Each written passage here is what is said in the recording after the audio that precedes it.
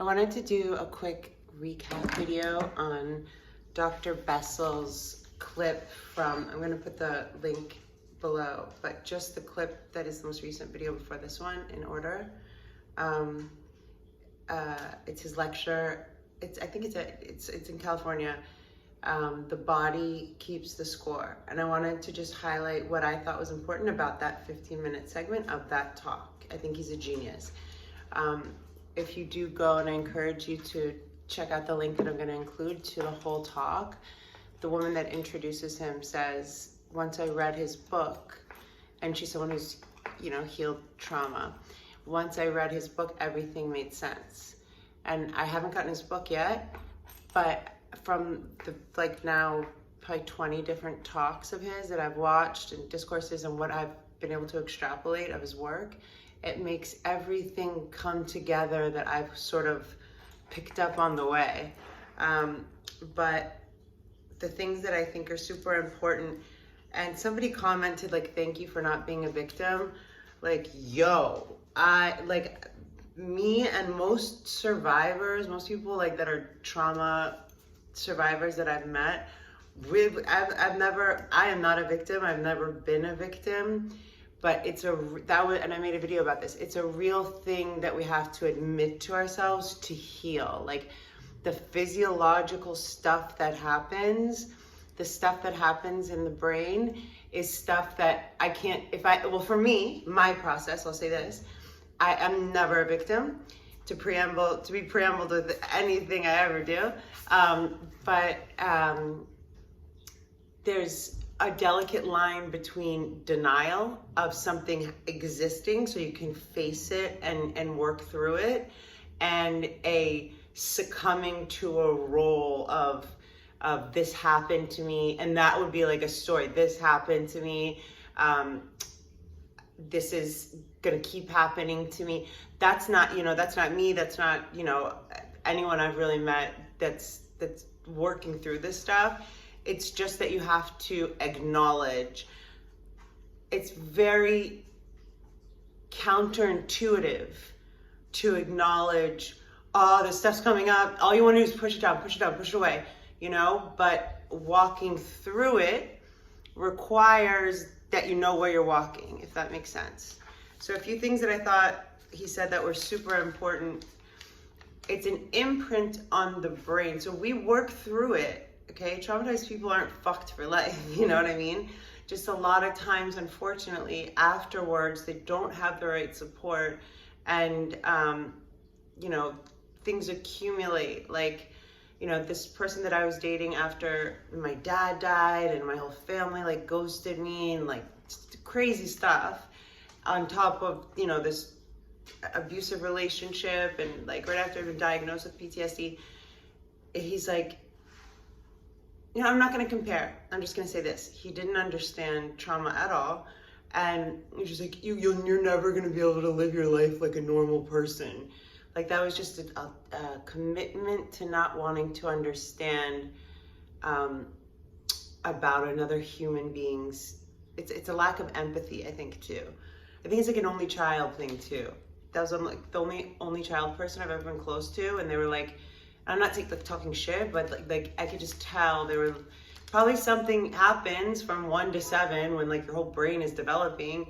I just remember with my sister, we had to share stuff, and there was always someone next to me. That has to change your brain if you just grow up by yourself. Anyway, so when the trauma happens, and the fuckery of trigger responses is that the body kind of thinks it's right back there, back in Nam, for example, on the defense, back in my what I thought was locked bedroom, and then all of a sudden this ex-pro wrestler's on top of me beating the shit out of me while I'm pinned down to the bed, from sleep. The body, because we have to go into the body, befriend the body, I love the way he said that, to heal it, the body has to get endgame up. It's got to be in a sustained knowing that everything's okay.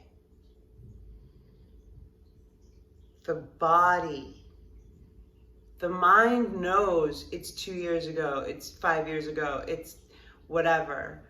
The body has to get a new memory, right? So when the trigger responses happen, the same things that happen when trauma happens, you lose frontal lobe. So that is the ability to, that's thinking, that's answering, that's discernment, that's figuring things out offline. The brachial area of the brain responsible for speech, offline. It shows up on the neural imaging the same way somebody with a stroke shows up, the brachial area. And that's the unspeakable trauma. The brain is dumbfounded by the pain and the stuff. So they're not, so the speaking and the thinking turn off because the body's ready to fight for its life. All other systems are prioritized. So the triggers recreate these circumstances in the mind and the body. It changes trauma if not healed properly, or some traumas just, I mean, like, I don't think, there are some traumas that I don't think you can get out of without having to work through this stuff, more than I can actually, or even want to think about. So it changes the brain's perception of the world and events, and certain things that were involved in the trauma will come up. I'm trying to watch time on this video.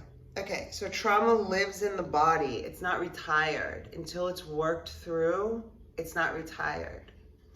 In yoga, we do things for 5 breaths, or hold this, you know, there's cycles. So your body successfully goes through 5 breath cycle, and then you're out. 5 breaths. It starts to hurt a little, it starts to feel intense, it starts to recreate it could recreate all kinds of things in the amygdala and your subconscious brain. But certainly circumstances of I want to get out, your muscles burning will bring those.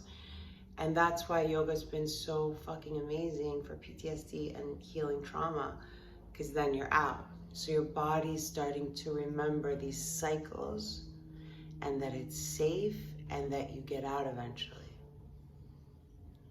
right? Yeah, so just so people know, like, I thought this guy, for example, that I was mentioning before, that just had no interest in learning about trauma, but like also no experience with it at all.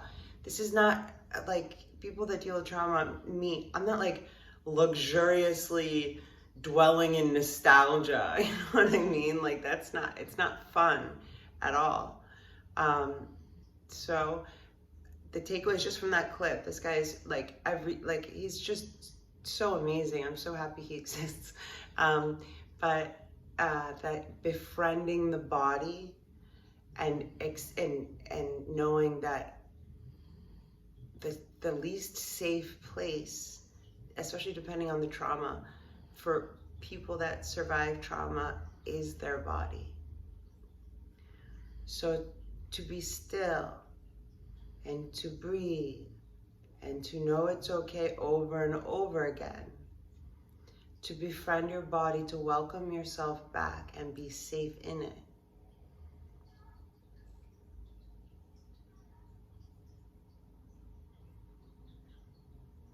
I feel really lucky to be able to be healing my body and to be able to share this information with you guys. Oh, I want to take a big bong yet.